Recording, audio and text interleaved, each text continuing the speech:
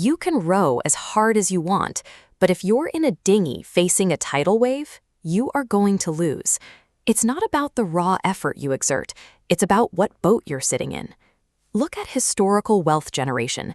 Men like John D. Rockefeller didn't build their capital by optimizing old horse carriage routes. They identified emerging infrastructure, in his case, oil, and built a monopoly before anyone else understood its value.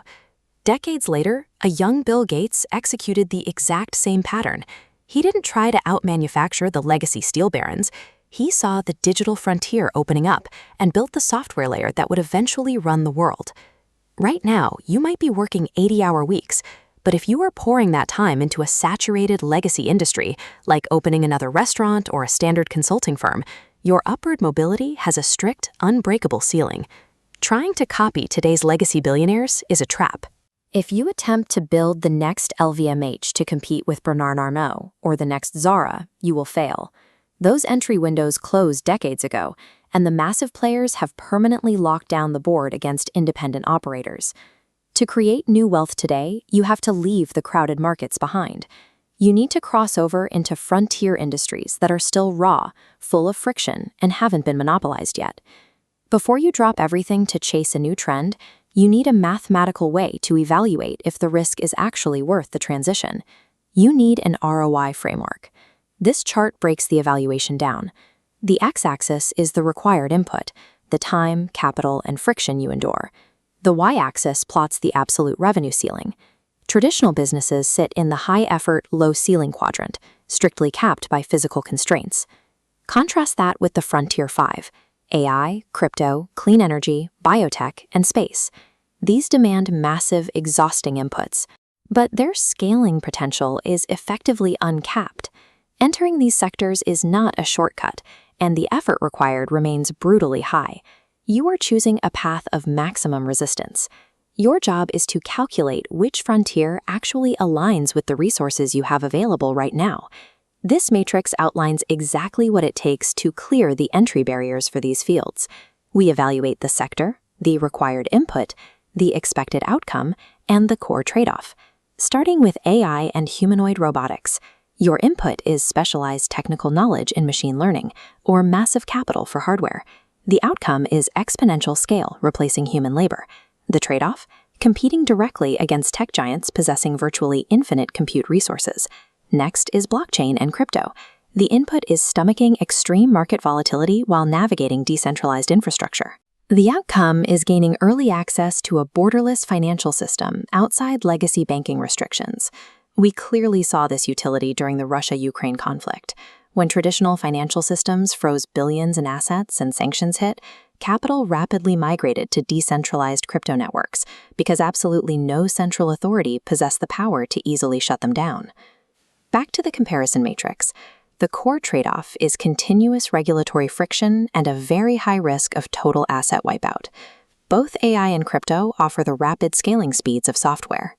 But extracting wealth requires surviving brutal ecosystem volatility and continuously fighting off massive, entrenched monopolistic competitors in the open market. Moving on to the physical frontiers, clean energy requires massive infrastructural investment and extreme endurance to carefully navigate government policy. The long-term outcome is capturing predictable, compounding growth as global AI data centers relentlessly demand staggering amounts of raw power. The trade-off is that energy is a slow-moving, heavily subsidized sector, mostly for capital allocation. The fourth sector is biotech and longevity. Your input here is decades of rigorous scientific training or highly patient venture capital. The upside is a multi-trillion-dollar market solving human mortality. The trade-off is extreme binary risk. A single failed clinical trial completely wipes out all value. Finally, we evaluate the space economy. The absolute barrier to entry demands elite aerospace engineering credentials and reliance on launch monopolies. The outcome is commercializing limitless extraterrestrial resources. The massive trade-off is the exceptionally long time horizon. Reaching space originally required the entire GDP of a nation and the full backing of government agencies. The barrier to entry was absolute.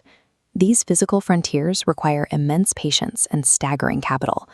For the average professional, engaging with them means acting as an investor rather than an operator. It is mathematically impossible for an individual to master and compete in all 5 of these frontier sectors simultaneously. You have to pick your lane. This decision tree asks one routing question. What is your dominant asset right now? If you have time and curiosity, you go left to become the builder. If you have cash flow, you go right to become the allocator. The builder path is for young professionals. You commit 5 or more years to deep, specialized technical study. You sacrifice immediate income today, but become highly compensated, scarce talent with leverage in the future economy. The allocator path is for established professionals. You should not abandon your profitable legacy business to learn how to code. Instead, you redirect your legacy profits. By accepting short-term volatility and investing in frontier tech, you ensure long-term financial relevance. Success does not require changing your entire life. It requires aligning your unique constraint, your time or your money, with the exact entry barrier of a chosen industry. This leads to the final execution model, the barbell strategy. It relies on active focus balanced heavily with passive diversification. You choose exactly one vertical to dedicate your active daily labor toward. You build your leverage there, and then use the cash flow generated to passively invest in the other 4 sectors. For example, you operate your legacy retail business to generate cash, while passively holding investment positions in biotech index funds and clean energy infrastructure. Remember the premise we started with. Your raw effort is completely irrelevant if you are stuck on a sinking ship. The only guaranteed failure is ignoring the technological shift entirely. Choose your vehicle, optimize your specific leverage, and execute your strategy before these new monopolies